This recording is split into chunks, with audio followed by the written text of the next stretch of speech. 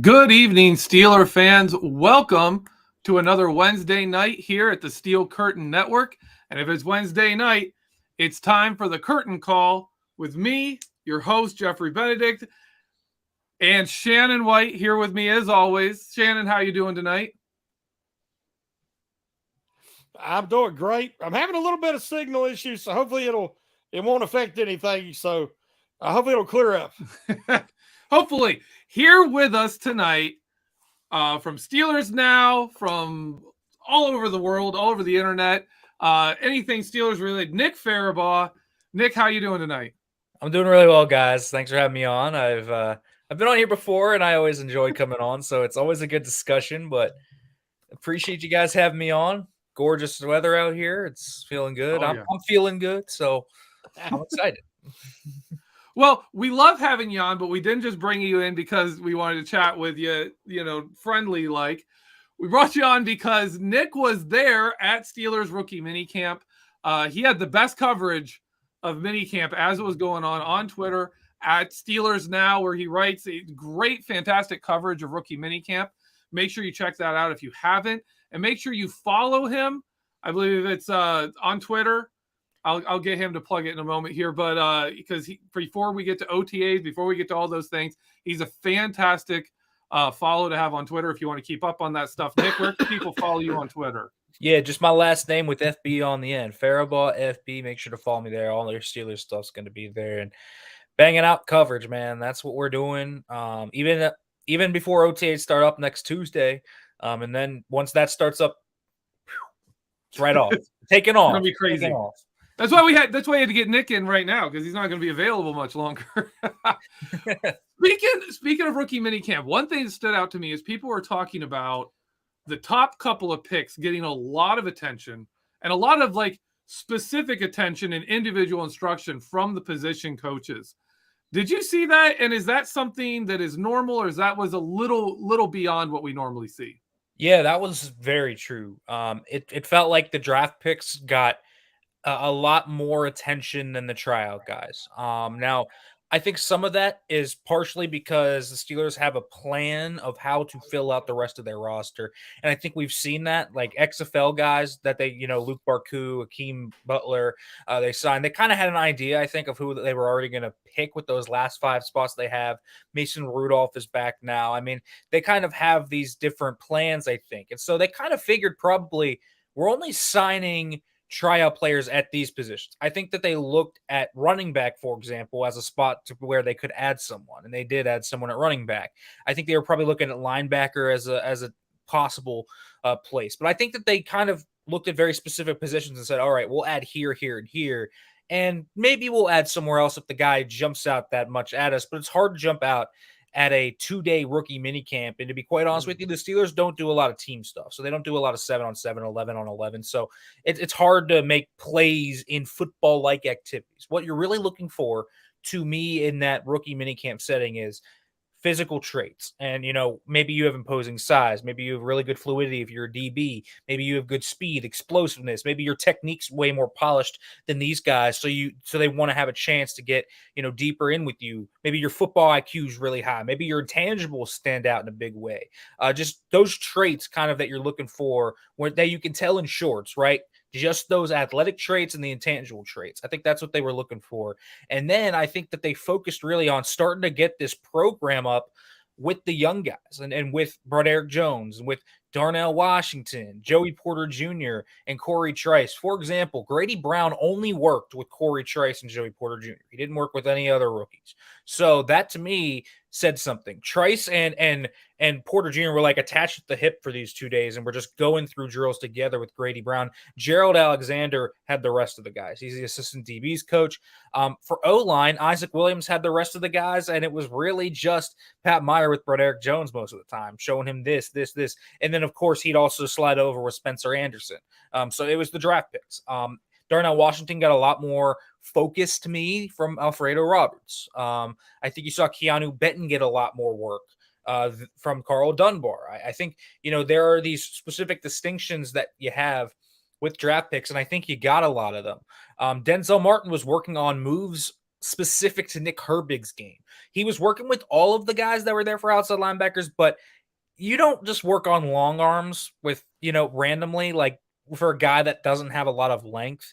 It makes sense for a Nick Herbig to get that. So I think that's one of the big differences was the hyper focus on the draft picks. And I think part of it was Omar Khan, Andy Weidel, and the guys came together before with Mike Tomlin and the staff and said, listen, we have these guys we like to sign already that we're going to sign next week.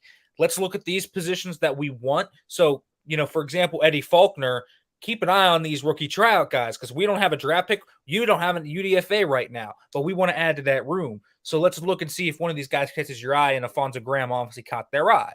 And I think, same thing was going for quarterback, for example. Let's watch Tanner Morgan, Bryce Perkins, and Hunter Johnson and see, does any one of you catch your eye, or do we have to give Mason Rudolph a call? And obviously it ended up with Mason Rudolph getting the call. So I think that there's a lot of traits. I thought that we also saw more veterans this year at rookie minicamp.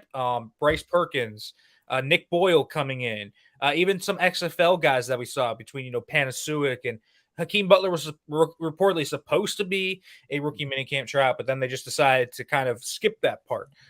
So I just thought there was a lot different. It felt a little different than most rookie mini camps, and it felt like, let's look at the draft picks as coaches and assistant coaches, and there were scouts lining the sidelines that were probably helping them watch some of these rookie mini camp players to see, all right, who maybe catches our eye to where we should sign them.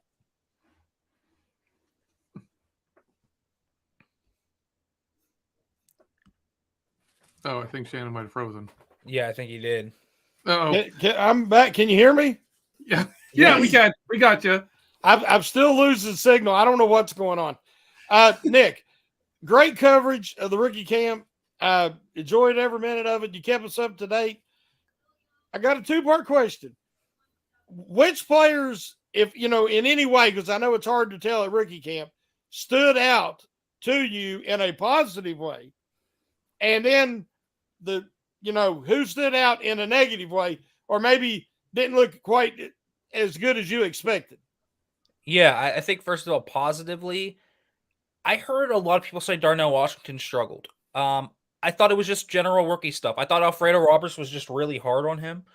I mean, it was minor things, and we're talking like, oh, his foot was a little bit too wide here. Like, he was hammering Darnell Washington, but I thought he had a really good camp. It's just people don't realize how hard it is for rookie tight ends to block. It's not they like to catch nowadays. They're kind of Y flex and to find a guy that's a true inline guy that's a blocker that has receiving upside isn't super common right now. I thought Darnell Washington in the blocking drills made it look as easy as any rookie tight end I've seen. Gentry was a disaster when he came out of Michigan. Now, obviously, he's better at that now, but Darnell Washington was just making it move perfectly. Good hand placement, good footwork. I thought he had an awesome rookie camp. And every time Alfredo Roberts would tell him something, he'd fix it right away. I thought it showed a really good intangible quality where he just fixes it right away and he kind of recognizes it. Really smart dude. I really thought he looked really good. Keanu Benton is built like the Hulk. My God. I had talked with him at the Senior Bowl, and I had been like, wow, this dude is huge. And then you kind of see him just out there kind of going through drills and everything, and he really gets after it. He puts his 110% into everything. I thought he was really impressive.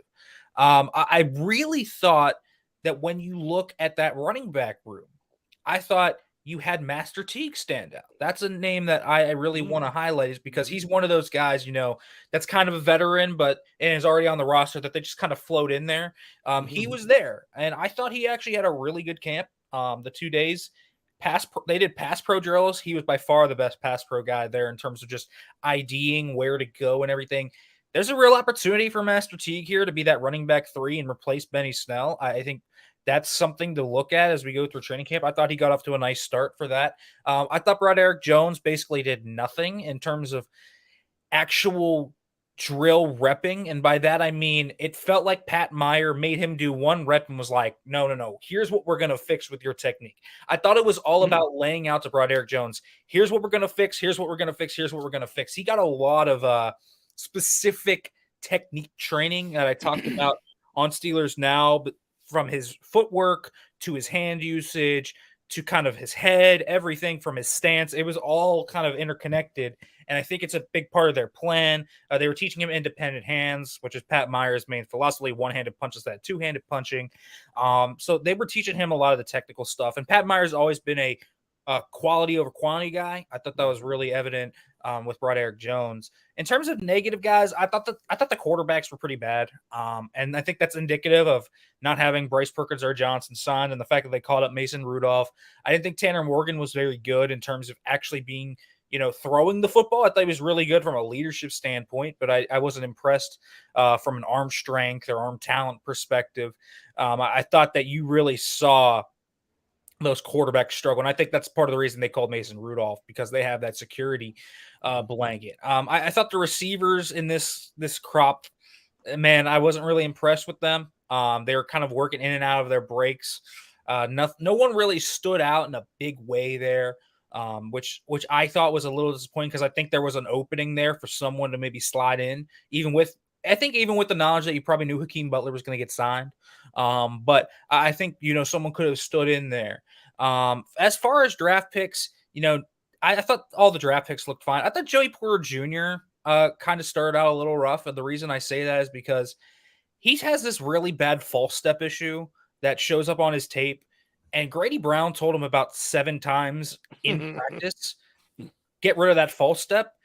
It's hard to just get rid of a false step, though. It's not like Darnell Washington where it's like, oh, my hands was too wide. Like, I'll do that. I've done that a million times. Joey Porter Jr. has always had a false step on every single rep. That's just going to take reps to get rid of. And so I think that's something to kind of look at. I don't think Joey Porter Jr. came out of rookie minicamp feeling super bubbly. I think that, they were on him. And I thought that was something to look at. Doesn't mean he had a bad rookie minicamp. I just think that it's something that they're really focusing on. And I thought that he was probably the most scrutinized of all the draft picks.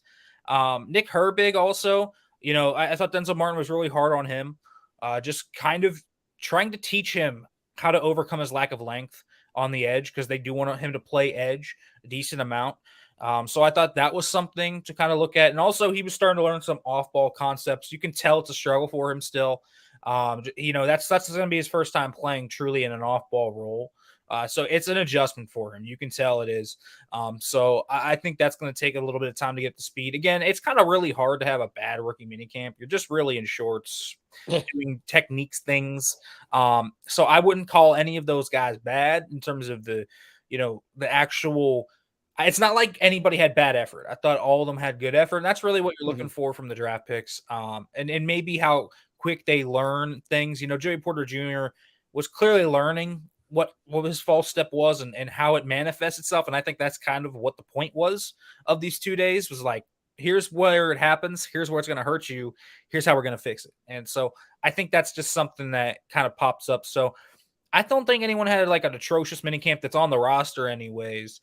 And I thought a few guys had some standout minicamps and certain traits that I thought were very evident from the get-go. Yeah, with talking about Broderick Jones, them working with him, and Joey Porter Jr., these are guys that clearly the Steelers have very big plans for in their first season. Do you think rookie minicamp is kind of letting them know, hey, when you're not with the Steelers, when you're not in OTAs, between now and training camp, this is stuff you need to get, worked on? Is that what they were really like drilling for? Is be like, hey, if you can get rid of this, like we can hit the ground running when we get to OTAs? Is that stuff where they like, outside of this, with coaches, with individual like coaches, go to a camp somewhere, that kind of a thing? Yeah, I'm sure that's part of it. I think it was part of, I think it's just part of really laying the groundwork very early on. I mean, truth be told, listen, football is only 3 months away. It's not that far away. So for big technique changes, it's going to take time.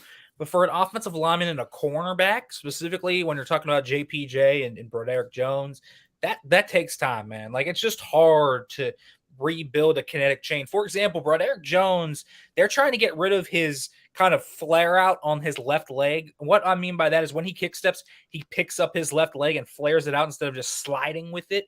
They're trying to get rid of that. Like, that's going to take a lot of time to get rid of.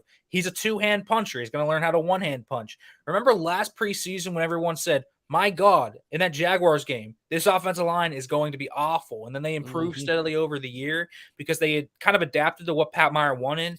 That's what Broderick Jones is going to experience.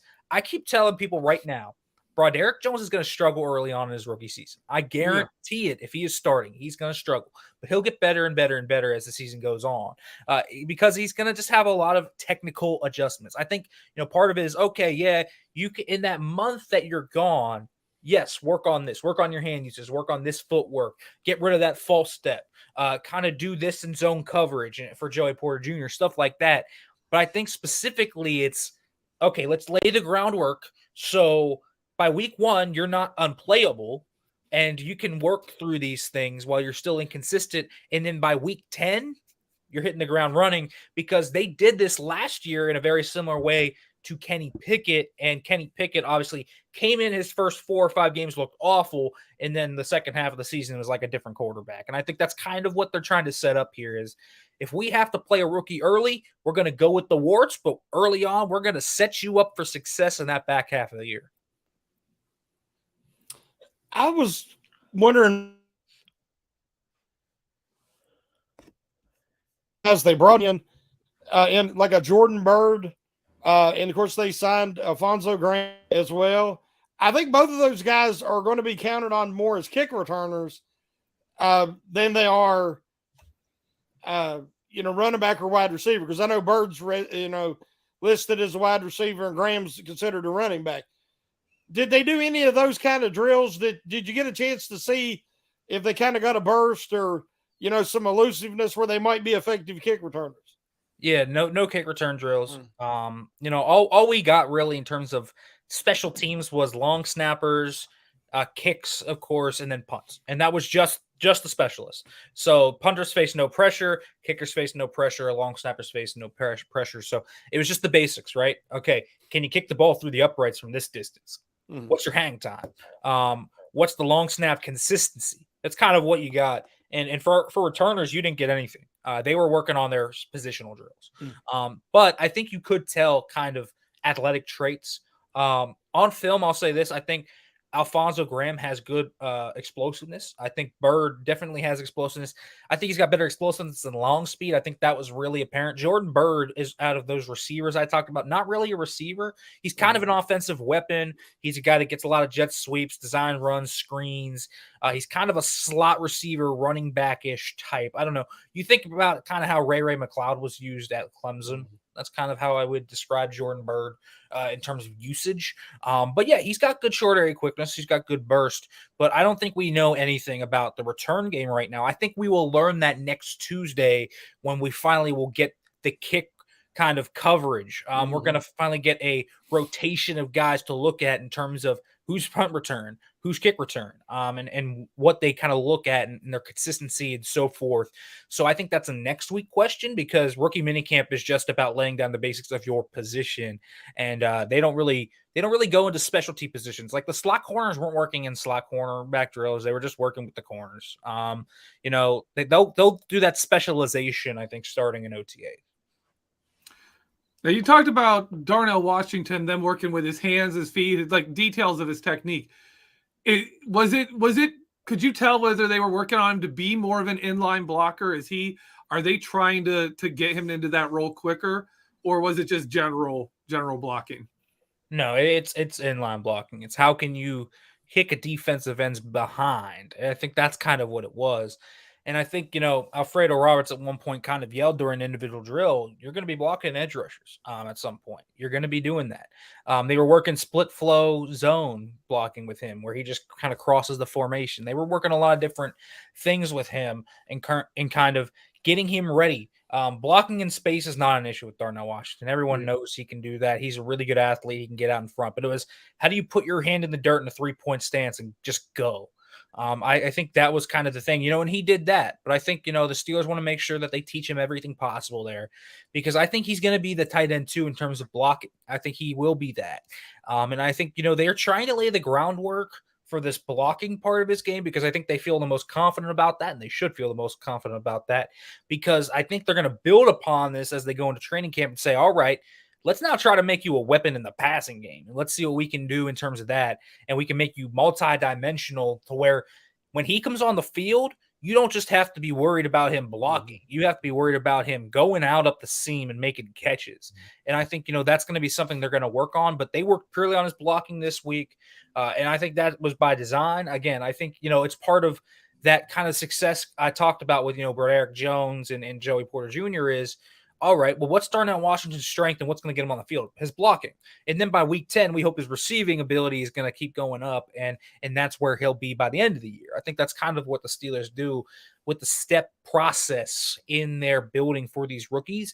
His hand usage, I think, is generally pretty good anyways. I don't think he has a lot of work to do as an inline blocker, so I think it's just kind of polishing up the ends. He comes in as one of the more polished blockers as a tight end you have seen in quite some time, so I think he'll be ready to go. I just think that they were focusing on all the little things, and Alfredo Roberts is making sure, this, do this, do this, do this, and that's how you're going to get on the field, because he's going to have a competition still. He's still going to have to beat out Zach Gentry. And if you think Zach Gentry is going to give up that role that easily, I think it's people are saying it like it's a foregone conclusion. And I think it's not. I think, Darnell Washington is going to have to prove himself in training camp and preseason as a formidable blocker over Gentry. I know you didn't get to see much, again, as we talked about, of action at the rookie minicamp, but was there anything that you've seen or you've heard about Corey Trice Jr.? Because he's not your typical 7th round cornerback. I mean, he was very accomplished at Purdue, and we know about his injury, his ACL and his recovery, but was there anything you've seen that could have been a hint of why he 7th round? Yeah, I didn't see anything. In terms of health, he looked good. He was moving out there well. He said he felt great. He largely said he's not really sure why he fell. He said, yes, I have this history of leg injuries, but he doesn't think it's anything to worry about. He feels good. He actually was out there with the lightest brace he's done since his ACL injury. They put him in a lighter brace in about midway through last year at Purdue, which helped his fluidity. But he kind of feels like he's back to being where he was prior to that injury now, not playing with a ton of weight on that leg. So that's going to help him. I thought he looked really fluid for his size. I thought he really checked the boxes in terms of matching the film and what you see in person. He's very long. He's physical. I think one of the things that you saw Grady Brown kind of chirping at him about was, man, be like, play with your strength. You're strong. He's 6'3", about 210. Like, he doesn't really need to get in the weight room. He's got a pretty NFL ready body. He's like, man, use it. I don't think I think he's like, one time I think he was like, I don't think you know quite how strong you are. And in the screen game, in the run game, they're going to want that from him. So I think that's something to kind of look at, and I think he'll learn that when we talk about special teams. He's going to have to probably be counted as a gunner. That's going to be something he's going to have. But I thought he looked good, and health wise, I think he's checked out as thumbs up for me in terms of what I saw. I didn't see any inhibitions from his leg injury. I didn't see anything there that was concerning. Staying with Corey Trice, comparing him to what Joey Porter Jr. looked like. I mean, obviously, there's no real competition here. They're just doing, warm-up stuff. Does he look like he's a guy who's kind of on Joey Porter Jr.'s level, or was there a clear difference between them? Because watching some of his college film, some of Corey Trice's film was just phenomenal. And then other games, I mean, obviously injuries were a part of it. The other games, it was not so good. Did he look like a guy who can compete and be, maybe even on a Joey Porter Jr.'s level as a rookie? I'm not sure if he's completely on that level, but I think one thing that is clear is he has the physical readiness to play. I talked about that NFL frame. Like, Joey Porter Jr. to me probably needs to put on a little bit of pounds, just in terms of his upper body. It doesn't mean that he doesn't. I think he has the opposite problem of Trice. I think Trice has the body, needs to play with a little bit more strength to realize how strong he is. Meanwhile, I think Joey Porter Jr. plays with the intensity, but probably needs to actually hit the weight room a little bit. So they're kind of different in that way. I think Joey Porter Jr. is a little bit more polished technically than Corey Trice is. I think part of what Trice did last year and what made him struggle early on was that weight on that knee. I think he wore a heavy brace that really made him clunky in his transitions. And you saw kind of as the year went on, he got a little bit more fluid. And I thought we kind of saw that at rookie minicamp where he was really fluid. I thought, pre-ACL injury Trice is kind of what I saw at rookie minicamp. So is he on Joey Porter Jr.'s level? I don't necessarily think so, because I think Trice has to work on a few things in his game. I think he still has to work on his eyes. I think his eyes get a little undisciplined. I think he's got to work on his transitions and kind of learning when to be disciplined and how to play to his leverage a little better.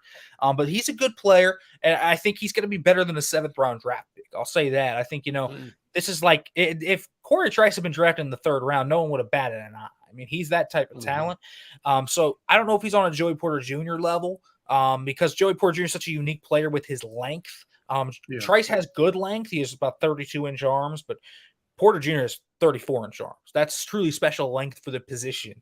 And they're kind of different players in a lot of ways too, because I think Trice is a little bit more equipped for off stuff. And, that's where Joey Porter Jr. is going to have to learn some things. They were working a lot with Joey Porter Jr. on, all right, you got to learn off coverage. You got to learn cover 3 principles and do this and this and this. And you got to break on this here. And so I think he's going to have to take a growth there. I think Trice is a little bit more kind of ready to go from that perspective. But I think Trice, in terms of the technical minutia, is going to have to work a little bit harder, just because I think Porter Jr. kind of has a little bit more athleticism, a little bit more uniqueness. He kind of has a fit in the Steelers defense a little bit earlier than Trice in terms of his length, just as a press man guy. And I think, Trice is going to have to kind of learn a few things in press. His feet specifically, I think, are a little bit concerning, which I don't think Joey Porter Jr. has a super amount of concerning stuff with his feet outside of that false step. So I think they're close. Like Trice was like my corner 7, while you had Porter as like my corner 3. So it's not that far. And I would have taken Trice on day 2. So truly, if he's healthy, I think he's not far behind. But I do think Joey Porter Jr. is a better equipped player right now to step into a role. All right. Well, we're gonna take a quick break here. And when we get back, we'll continue talking here with Nick Farabaugh. So stay tuned, and we will be right back right after this.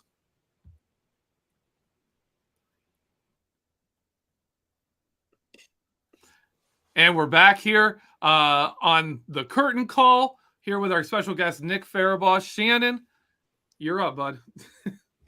Well, Nick mentioned in the first half hour that about Keanu Benton, and I think you called him the Hawk. The guy is put together. It's incredible. I've seen him in pads and seen him at the Senior Bowl, but I did not realize till he got out there and they got some shots of him at rookie camp. If you just look at him, you can't tell what position he would play, because he is, he's consistent. The way he's built is he could be a running back. He could be a defensive lineman. He could be, a tight end. I mean, he's just that athletic and that put together. Did he remind you of anybody, from the Steelers, maybe in the past, what you saw at rookie camp? That's a good question. Because he is such a well-built athlete, he is a unique player. I talked about this a lot in terms of when I had made radio appearances and stuff. The Steelers drafted uniqueness in this draft. Unique athletes, unique traits, right? Darnell Washington, 6'7", great blocker. Joey Porter Jr., fantastic length. Benedict Jones, absurd athleticism. That's kind of what they did with Keanu Benton. He's just a very rare athlete, a very rare put-together player. And he's kind of raw, technically. Like, he's got a lot of things to work on with his technique, but he's so good physically already. Like, he doesn't need any polish in the weight room.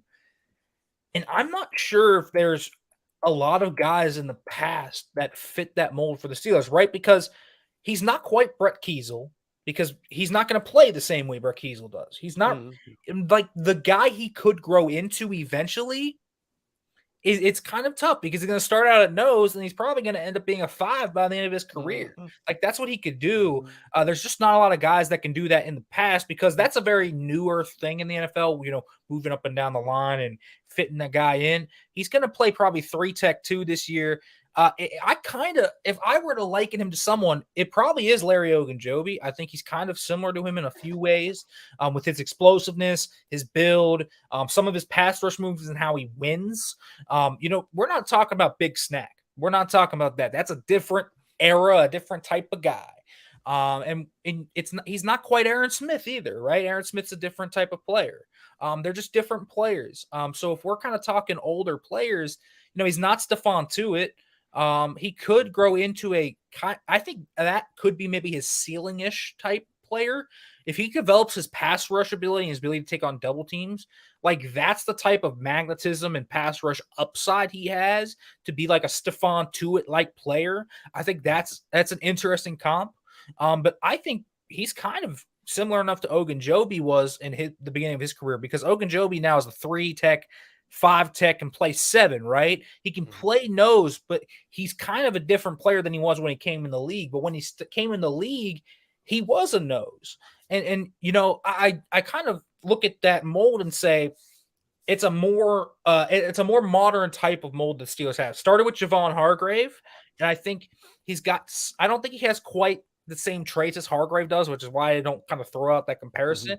But I think Ogunjobi is a solid kind of stylistic way you could see Benton growing throughout his career.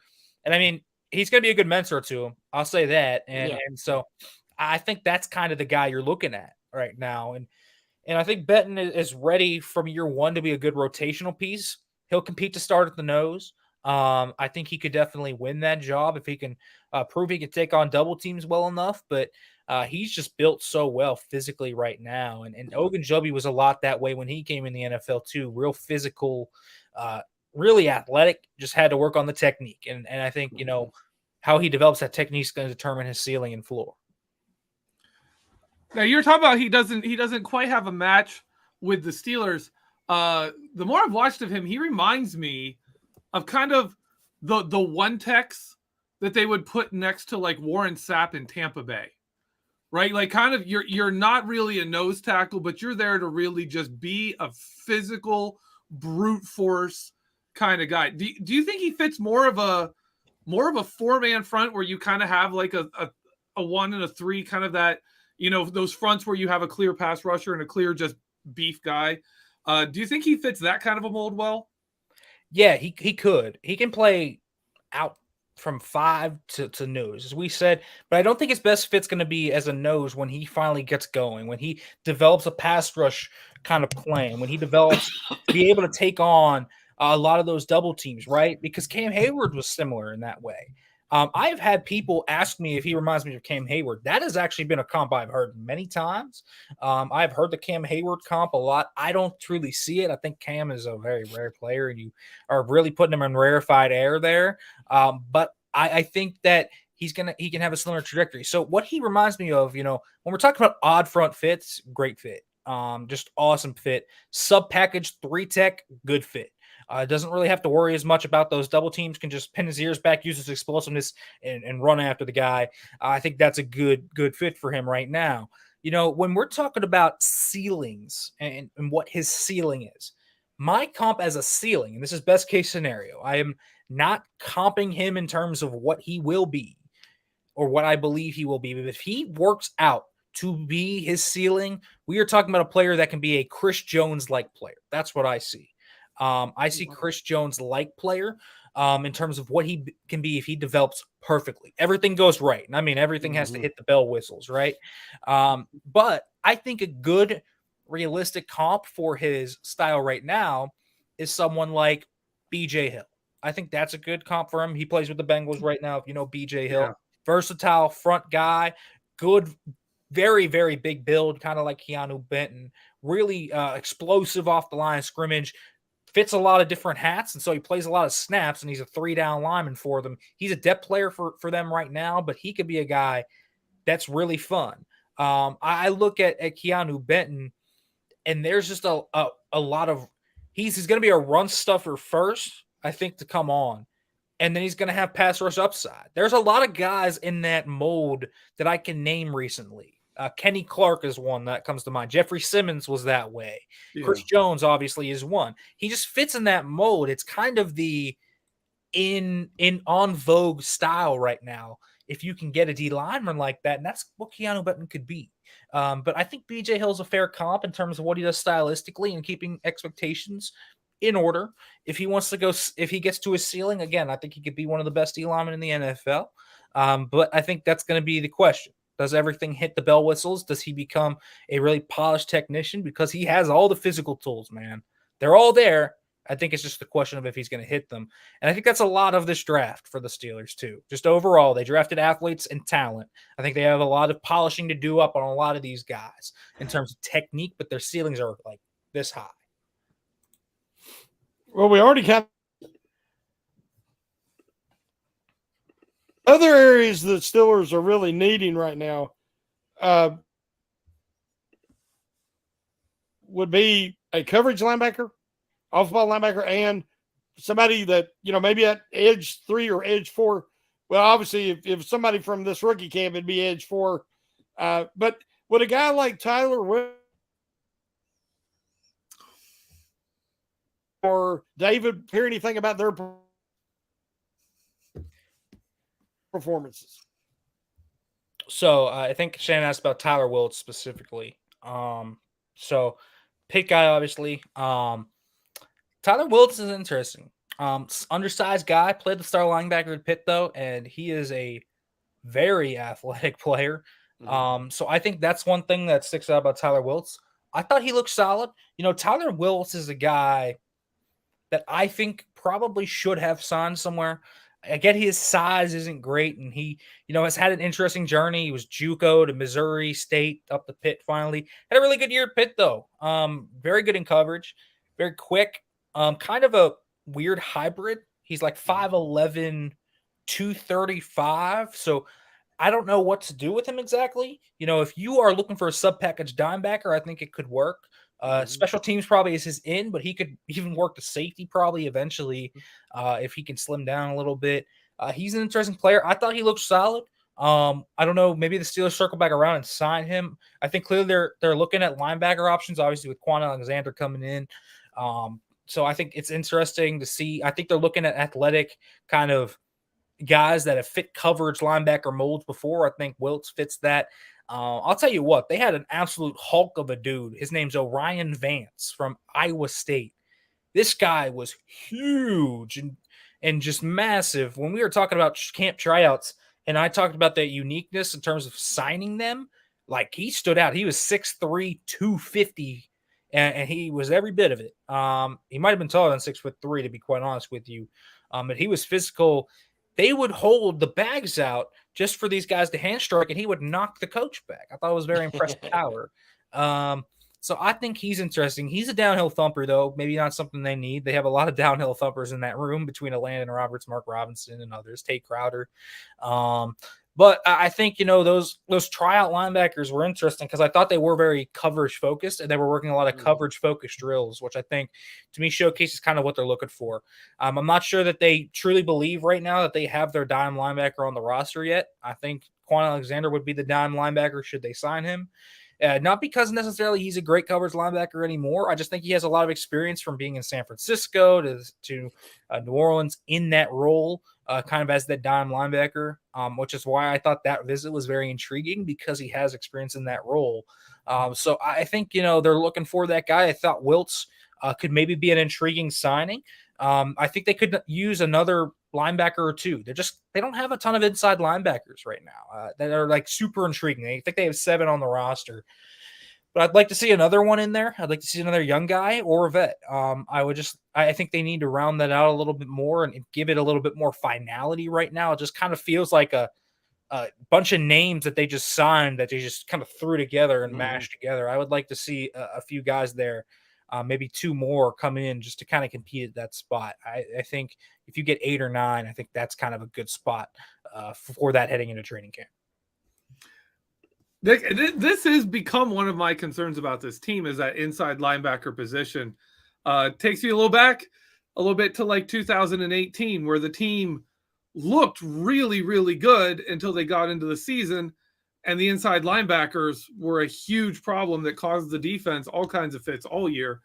Do you think the inside linebacker position could kind of be this team's Achilles, to this, like, this is what could undo the season? Or do you think this group could kind of, hang with it and be good enough if they have to? I think that it could be the biggest problem on the team. I don't know if it's enough for them to say not make the playoffs because of. I think that they have enough there to where they can get by. They can skirt by, right? It's not going to be it could be like last year, for example, to me, where that was an issue, but I'm not sure they actively lost a game because their inside linebackers suck. Like, I'm not sure if I can point to a game from that. I can say that they definitely struggled, and there's a reason they're overturning their whole room. I think, though, if we're talking about a playoff run and you want this team to win a few playoff games, I mean, yeah, that's going to be an Achilles heel because teams in the playoffs are just going to dice it up. It's just there's not a coverage guy right there that I can go to and trust like that. Mark Robinson isn't that, and he's probably your most intriguing young guy. Landon Roberts has never been known as a super coverage linebacker, and Cole Holcomb is a fine coverage linebacker to short zones, but you're telling me you're going to put him in man-to-man? To me, I think the Steelers are going to play a lot of cover 2 man this year. And if you're going to match up a linebacker on a running back, I think I'm not sure Holcomb's going to do that consistently. He'll be an upgrade over Spillane in that regard, but is he going to be so good that he's not going to be a glaring kind of hole? I don't think so. I think that's going to be an issue for this team. And I mean, we're talking about deep runs. I think that could be the Achilles heel of this team for sure. I think right now it's the weakest group on the roster. I think that is kind of very evident to me. I'm not sure there's a true solution to their entire problems right now. I think Kawhi Alexander would help that a lot. Again, I don't even think he's like a treat-all safety. I just think having a nice rotation of guys that have experience could be really beneficial to them. Having 3 or 4 guys that you can trust at that spot to where it's not going to fall off a cliff, I think is good enough because the Steelers did luck out a little bit last year in the fact that they didn't have a inside linebacker have like a super big injury last year. But that depth last year was awful. I mean, Devin Bush was one snap away from, having to start 100% of the snaps. Robert Spillane, the same. Miles Jack was playing essentially with one leg the entire year because they had no one else behind him. So I think adding another vet like that would be really, really beneficial to them. Maybe they want that third spot open for competition. I'm open to that. I'm still not sure Landon Roberts is like a slam dunk starter. I said when he was signed, he should probably be a nice little compliment as a backup that can come in as a pinch. I don't know if I feel super comfortable with him starting. So I would like a Quan Alexander, for example, to come in. There are other guys out there in that inside linebacker market that you can maybe go back to. But I think that they need someone here. I think that they probably will add someone. I think that it's the one spot on this roster that you can point to right away from a big overarching view and say, yeah, they need that. They still need it. I think it's the biggest problem on the team still. We know that Chris Boswell had, like his second worst season since 2018. And he's one of the higher. They brought in BT. Is it Potter or Porter? Yeah, BT Potter. Yeah, and then they brought that young man in from Mexico.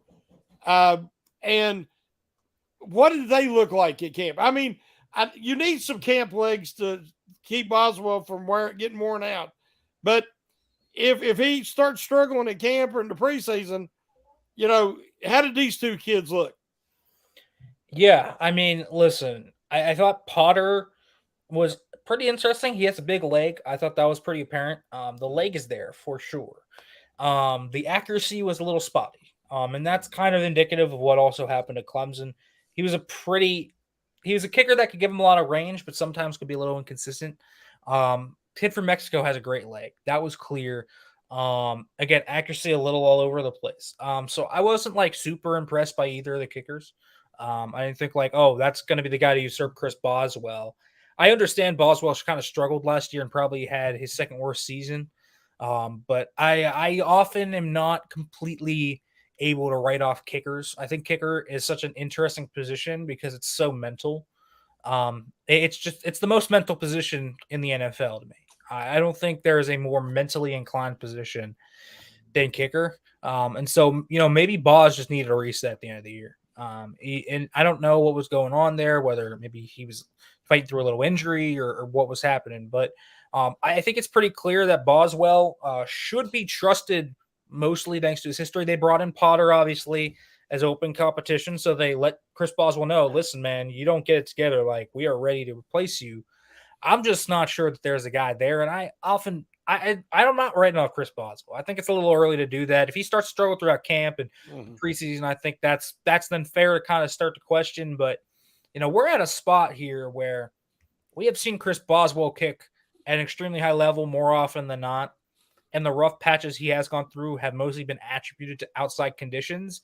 He's just not really a guy that opens up to the media or anything like that. So we probably won't know what was going on, but it wouldn't surprise me if he comes back in training camp. It looks like Boz. It's something to watch for sure. I don't think there's going to be a kicker here right now that usurps him. Maybe they bring in someone, there's an open punter competition that seems very serious with Braden Mann coming in with Presley Harvin. I think that one's far more serious. I think Boz is going to be fine. All right, Nick. You talked about this draft class being very about potential and very much about upside. So I wanted to ask you this question. This was from someone brought it up in the chat earlier, and I remembered it. I wanted to ask it. Who on this team do you think will have the most impact? Like, as a rookie, week one, even like early in the season, which of these guys do you think will have the most impact? And which one do you think, out of all these high ceilings, do you think has the actual highest ceiling of the rookie class? Well, I think, first of all, ready to go right now, the one guy to me that doesn't have kind of a lot of projection is Darnell Washington. Like, there's projection in terms of his upside, but he feels to me like a guy that there's a reason he was a borderline first, kind of early second round player. And it's because he's so polished at what he does already with a lot of receiving upside with his athleticism, but his blocking is ready to go right away. Like, I can throw him out in 12 personnel week one. I think he'll go kick that DN's butt.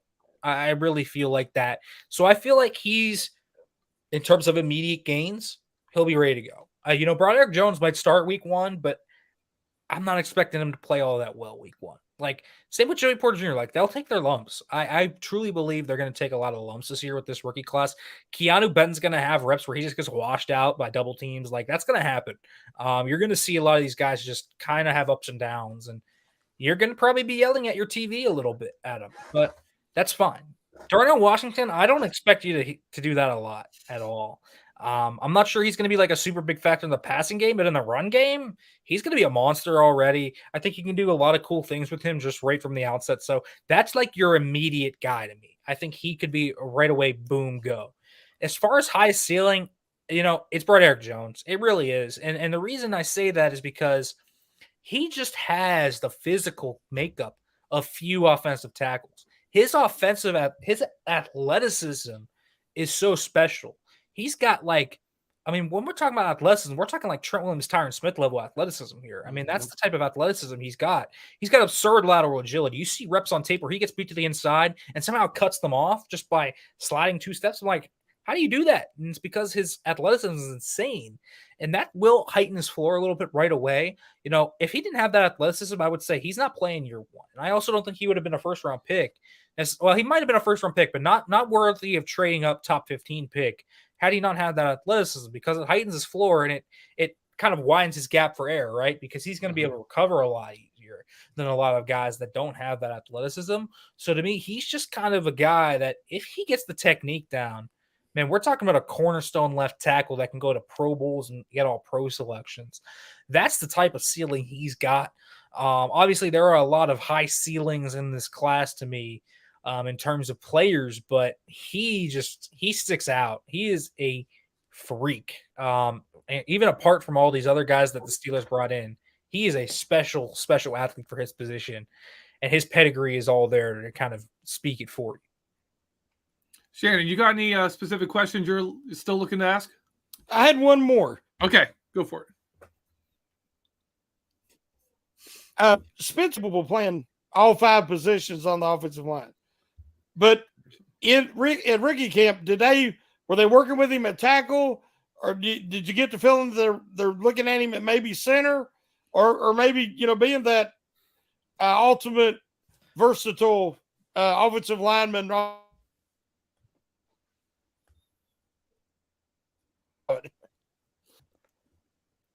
Yeah, I think he'll go to all 5 spots. First day he was at left guard.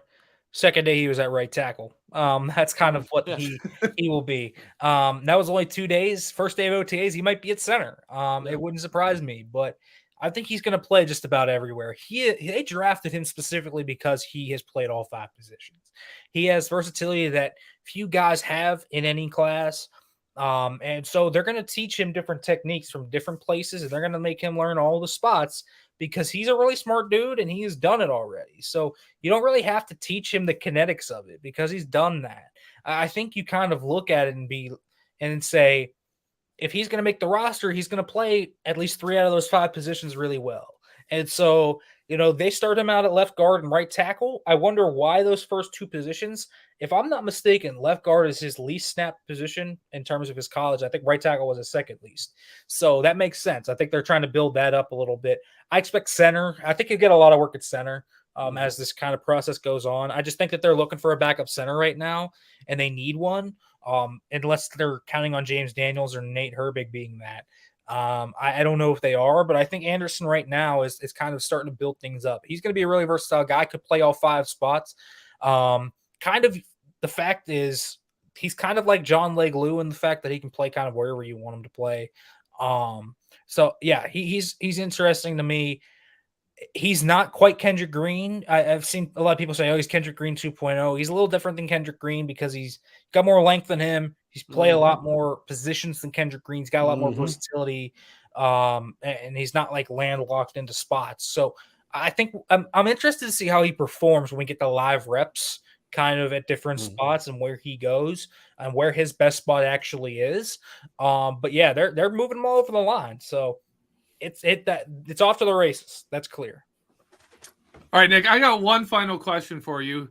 At Behind the Steel Curtain, every year we do an Isaac Redmond Award, which is in honor of Isaac Redmond, who of course captured the imagination of Steeler Nation, and everyone fell in love with him when he was not at all ready to play, and he's still, in OTAs, in training camp. Everyone loved him. Did you see a player in rookie minicamp, even the tryout players or some of the, low-ranking veterans, undrafted players that kind of stood out as someone that like Steeler Nation could really fall in love with this player and what they bring? I'll tell you what, there's 2 guys. One, I mentioned Master Teague. I think he's not a UDFA or a rookie, but yeah, I think he could be the guy. But 2, the UDFA crop, there is a clear winner in that regard. David Perales. He's an edge rusher from Fresno State. That guy was going so hard during every drill of rookie minicamp, and it fits exactly what was on his film. Hot motor, just go out, all out. He was a productive player at Fresno. His USC tape was really impressive, which I like. I like you being good against top competition you play if you're from a G5 school. He just had so much effort. I don't think anyone outworked David Perales during those 2 days. I'll say that right now. No one outworked that young man. I think people could fall in love with him just because he goes 100 million miles a minute. Like, that is what he does. I think you could, if we're talking about, the Tuzar Skipper, Ole Daney type, I think he could be that this year. He has some really nice moves already in his bag. Like, he is a guy that really fits a good character mold that Steelers like. I think he's someone to watch. I'm excited to see him as we go deeper into this process, especially once we get to camp and we get the backs on backers and those live reps, because I'll tell you what, he plays with his hair on fire. And if in shorts he was going as hard as he was, then I'm wondering what he's going to do when the pads get on. I'm excited to see him. I think he could be the Isaac Redmond guy for sure. All right, thanks, Nick. Let everyone know where they can see your stuff, where they can read your work and follow you. Yeah, you can follow me on Twitter at Farabaugh FB. That's just my last name with FB on it. Make sure to check out SteelersNow.com, folks. That's where all the Steelers stuff is. Subscribe to Pittsburgh Sports Live. We got content like podcasts and all that over there as well. So make sure to check it out, all. All right. That's going to be our show for tonight. Thank you so much for being here, listening to us. If you're here for our live show, thank you so much. We enjoy, we love having all the back and forth with the chat. Thank you so much for allowing us to do this and talk football with you. As always, have a great week.